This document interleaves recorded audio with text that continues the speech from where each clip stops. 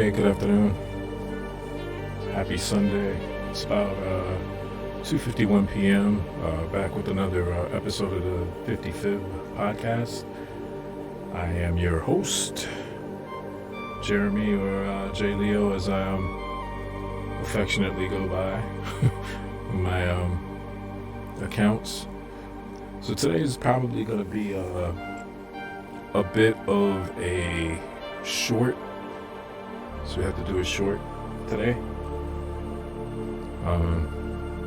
Got a couple of things that I want to work through. So I wanted to just really touch on, and I'm still testing out the podcast in terms of if I kind of want to keep doing it in this way. I'm thinking about not so much bringing on guests, and there's a lot of that going on.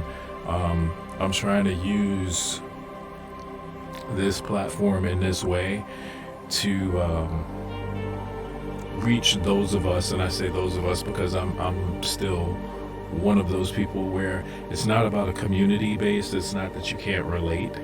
It's just the fact that sometimes you get stuck like kind of in your own lane. You're doing like your own thing, and between influencers,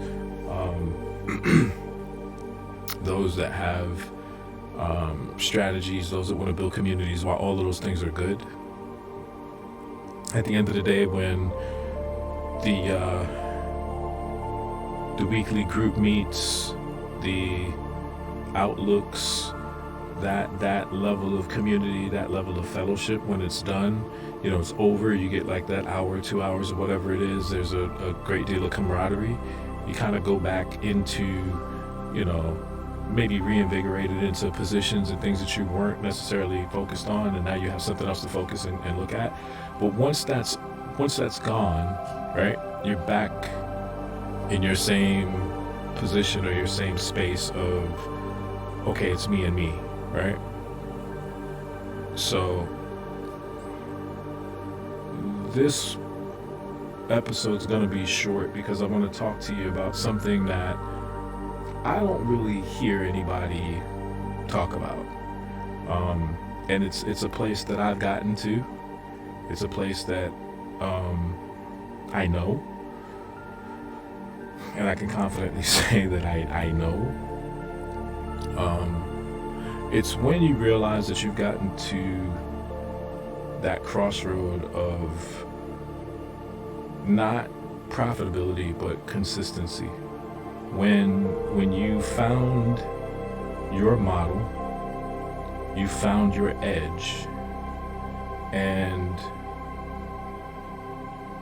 you become uncomfortable, I guess is the way that I would explain it or articulate it right now. So I'll explain a little bit here.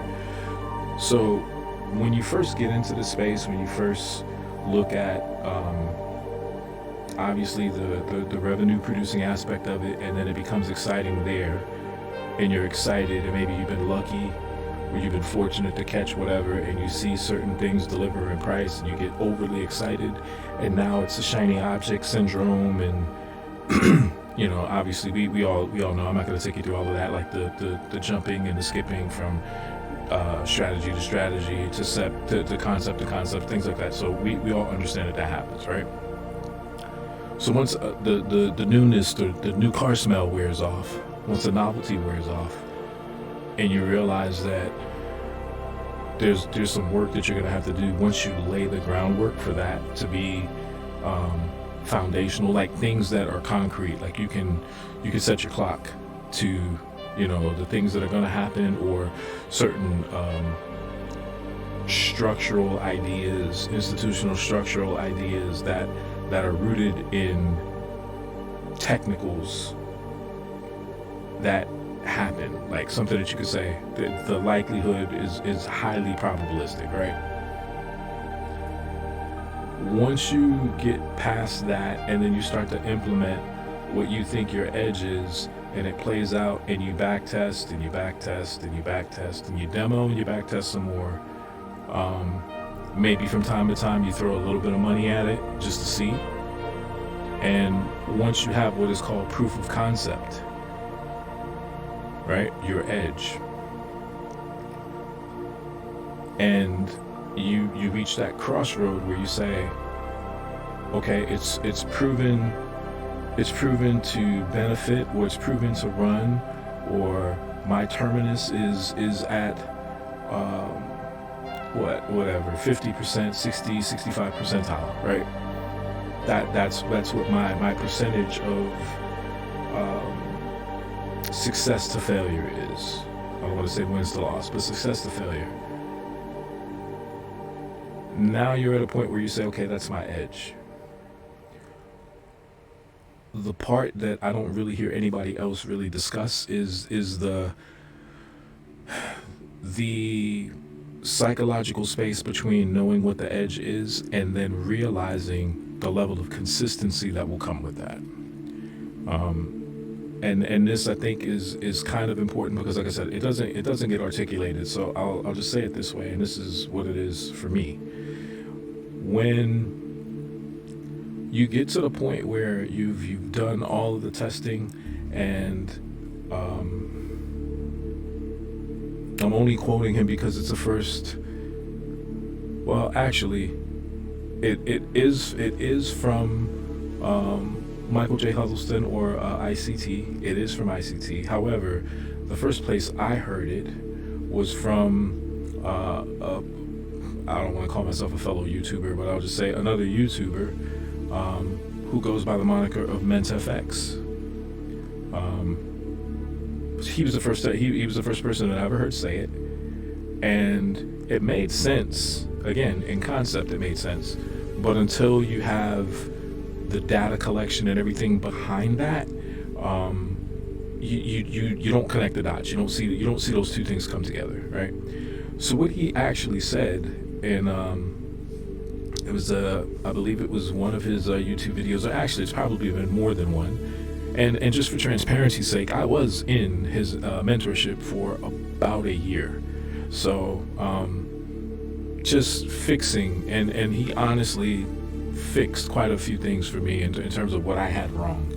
And I could, again, admittedly, being open, I was wrong about a lot of things, and just kind of understanding to go back and look at price, right? That is primarily what I was able to garner from, like I said, about a year in that mentorship, was just look at price, read price, forget everything else, just look at price. But to bring it back, what he actually said was, once you understand what's going on, when you come to the charts, at some point it's going to get boring.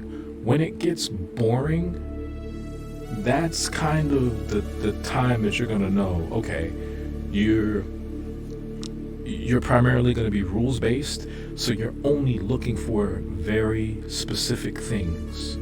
And if you don't see those things, you're not doing anything. So how that translates is, it doesn't matter how long you sit and you're looking. Once you've determined my criteria is not met, guess what? There's nothing else for you to do. So you can continue to sit there. And what happens if you continue to sit there? Nothing. You're going to get what? You're going to get bored because you're not doing anything.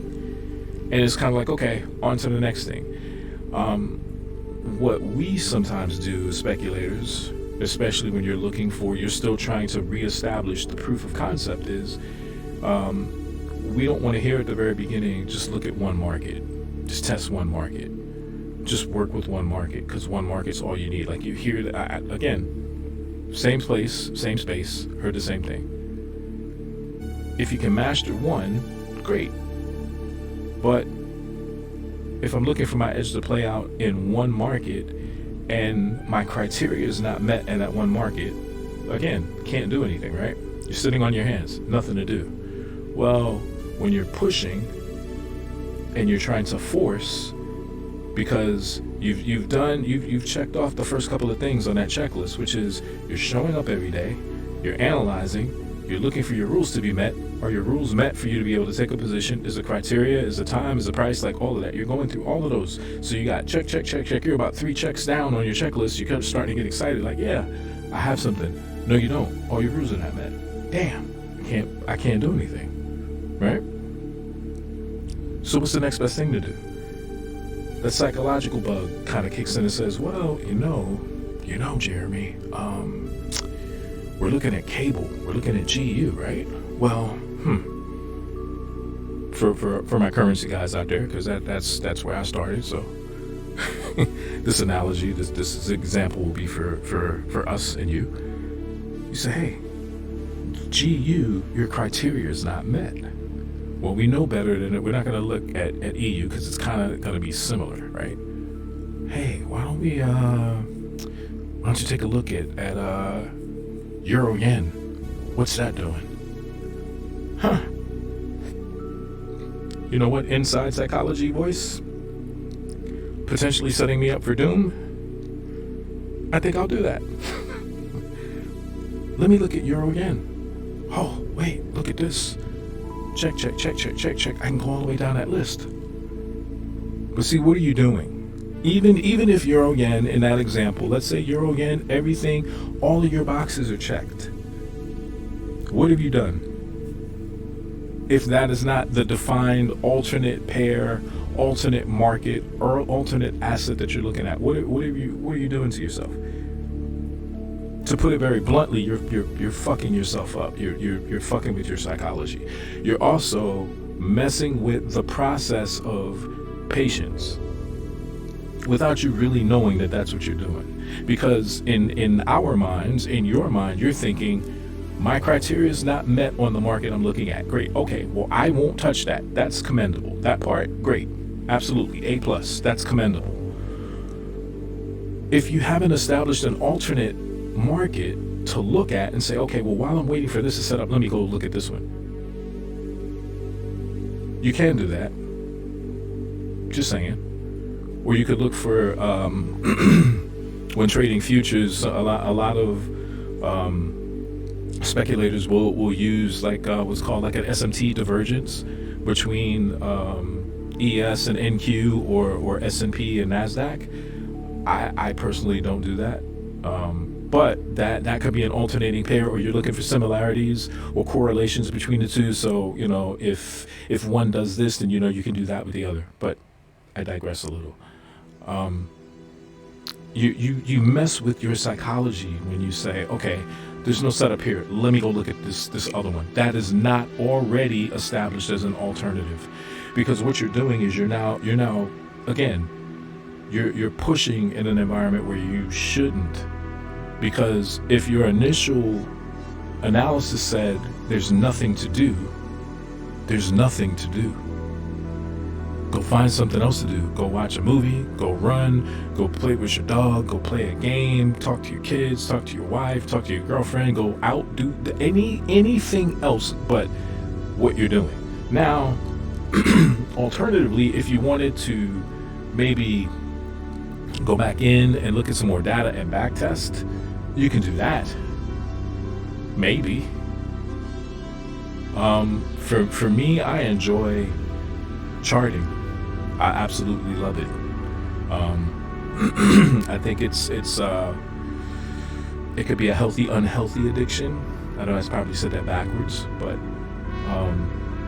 comparative to all the other vices in the world, alcoholism, drug addiction, things like that. Like, okay, what would I rather be addicted to? The thing that's going to help me see some things maybe clearly, just in a back test, not in a gambling mode of taking a position, but what would I rather be doing? This, hands down. Want to go to the movies? Nah, I just kind of want to.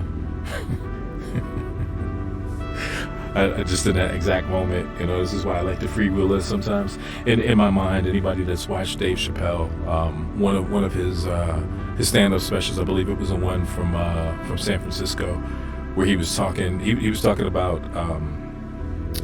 I have to say it this way, even though this is YouTube and it's a podcast, but he was making a reference to how certain diseases and things came from animals, or how scientists attributed disease to animals, and how a certain ailment or illness came from humans and monkeys intermingling. So the joke that ran across my mind, where he makes a reference of his friends like, hey Dave, you want to go out? He was like, nah dog, I'ma stay home and chill with my monkey. that's I'm sorry. So I think the special's called For What It's Worth, if you want to look that up. Might be. But if that one is not the one in San Francisco, then it's another one. So again, I mean, you can do those things, but at the end of the day, you should do it in an environment where literally it's just a test. You're not pushing the narrative. You're not pushing your psychological advantage because you're making it a disadvantage. So again, when there's nothing to do, don't do anything. That's point number one. But once you realize that you've reached a point where it's not about showing up and having to do something, when you show up and you understand what your expectation is based upon what you're looking at, when you do that often enough, I personally believe, because I can only go off of me and what's happened with me, there have been times where when you've exhibited that level of consistency, something happens, I think, mentally, at least with me. And it's almost like I wouldn't describe it as a euphoria state. I would describe it almost like as a transcendence in your mental capacity of what you expect. Okay? And I describe it that way simply to say that you're in tune and you're in sync with not just your model, your edge, and what your expectancy is in terms of your plan and your rules, but now there's no emotion involved. Meaning, if and when you come to the charts on a specific day or your time frame in which you trade, and you don't see anything in the one market that's your baby. When you don't see anything, guess what happens? You close the chart, you just go on to something else. You don't think about it. You don't think, well, it's not here, I gotta go. You don't think about it anymore. It becomes an afterthought. At that point, there's an aha thing that happens. Or whatever you want to call it. I look at it, that's why I've related to it's psychological, because when you do it enough, there's gonna come a time where your conscious mind is gonna say, what the hell's going on? What's going on? And you're not gonna fight it. You're gonna say, what do you mean what's going on? This is you and you again, okay? Somebody that's listening to this that's not been trading for any period of time is gonna go, what the fuck is this guy talking about? Like, what is he talking about? None of this shit makes sense. I'm leaving. And that's fine. This isn't for you. Thank you for stopping by. Thank you for listening, but it's not for you. This is for the person that understands that, sometimes the internal struggle that we have is really just maybe a couple of questions, maybe it's a couple of words. Usually it's a what the fuck, a couple of words. But when your conscious mind starts saying, hey, something isn't quite right, it's not that there's something wrong. It's the fact that you're changing. It's the fact that your psychology is now at a point where all of that back testing, the documenting, the journaling of what your plan is, what the criteria is, now you're not really focused on, if this position, this trade works out, I'm gonna make X amount of dollars. You don't care. You also don't care if you say, hey, listen, this position, man, if I'm wrong, I'm gonna lose X. You don't care. You know why? Because now you're just following a plan. You're following the script. So you're just, it's almost like an algebraic expression. It's like an equation. Y equals X times Y. Like it flows. You're only following that. And when it delivers, you know what you say? Cool, great. I'll see you tomorrow. When it fails, you know what you say? All right, cool. See you tomorrow. But the beauty in the space, like I said, that I don't hear a lot of people talk about is when you know that you found consistency.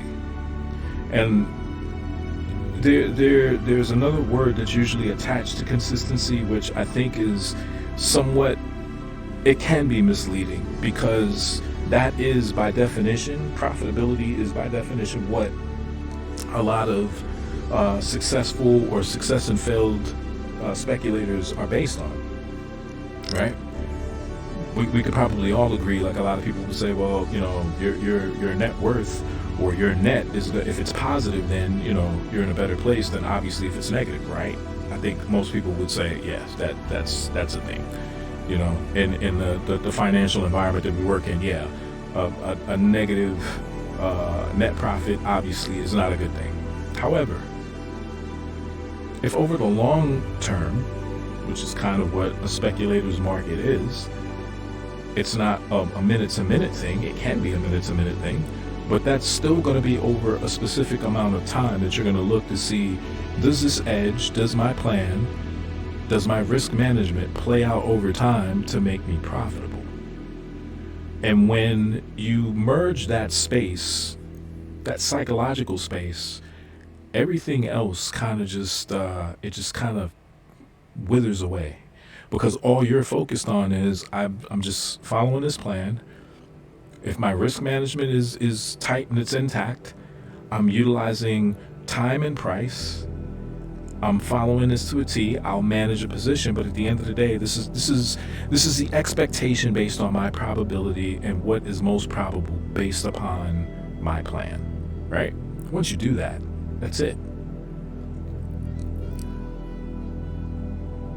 One final part to this I'm going to talk about, and then I'm going to roll out of here.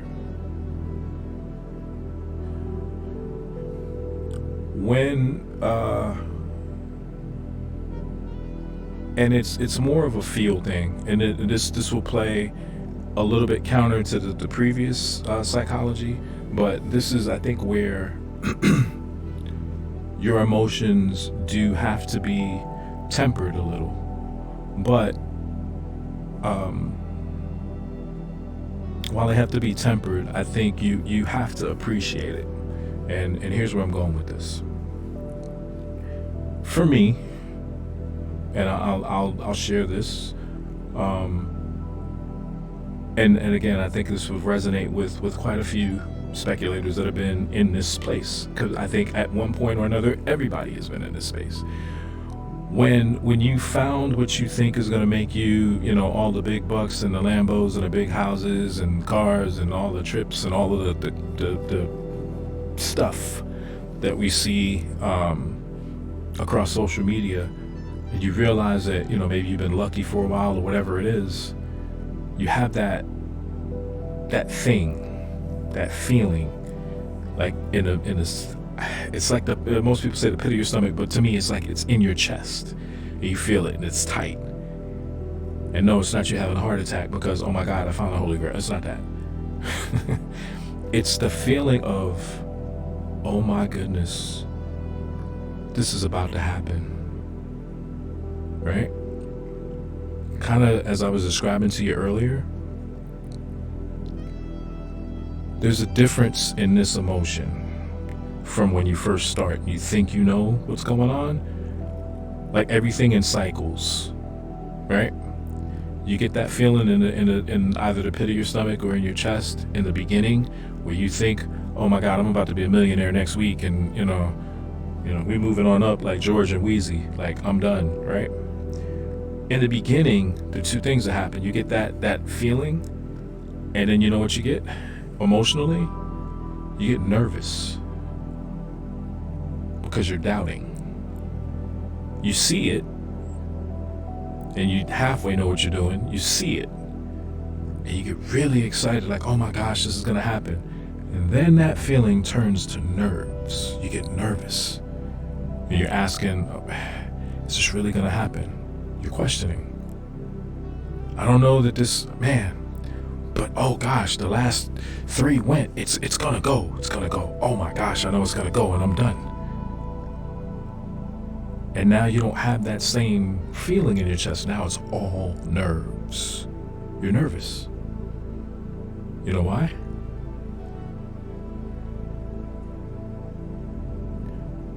Because you haven't spent enough time doing the things that need to be done, the back testing, the journaling. It's new. It's fresh. It just happens to work here. You don't have an expectation. You have a desire. You have an emotional attachment to what you see. It's emotional. Okay? Now compare and contrast that to having done all the work, done the back testing, sat on your hands when you're not supposed to do something, and then you get to the second side of the emotional pendulum when it comes to expectancy. When you've done the work and you've been consistent, and now you basically stand on the precipice of reaching either a milestone, or you've had your head down for so long and you just kind of look up and you realize, holy shit, what I've been working for is right there. It's right there. You get that same feeling in the pit of your stomach. You get that same feeling in your chest. But you know what the difference is now? You're vested in the process and not the outcome. You've done the hard work of understanding what you expect from a probability standpoint to be delivered. And you trust that the probability is on your side, but even if it's not, you still have the probability of what that plan is. So your emotional investment now is only realizing, I've been busting my ass, keeping my head down all this time. I just finally looked up and I'm damn near right there. I'm about to pass this milestone. But the feeling here is different because it's not nervousness. What you're feeling is an overwhelming, I'm trying to find the proper word to describe it, because it's not a case where you're resting on your laurels. It's the fact that you realize that you followed the blueprint, and now you have a deep enough understanding and an appreciation for just following and sticking to the fucking plan that's going to deliver for you.